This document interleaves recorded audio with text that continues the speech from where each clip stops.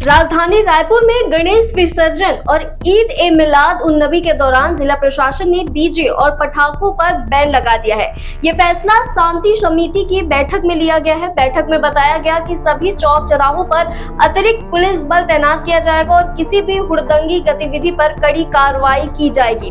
त्योहारों के दौरान पुलिस हर गतिविधि पर पैनी नजर रखेगी और सीसीटीवी कैमरों से निगरानी होगी। अधिकारियों ने सभी से अपील की कि गणेश विसर्जन और ईद ए मिलाद प्रेम और सौहार्दपूर्ण माहौल से मनाएं। इस मौके पर एडीएम उमाशंकर बंदे और एएसपी लखन पटले ने समाज के प्रमुखों से बातचीत करते हुए कहा कि लोग परंपरा और उत्साह के साथ त्योहार मनाएं, लेकिन शांति और भाईचारा बनाए रखना सबसे जरूरी है।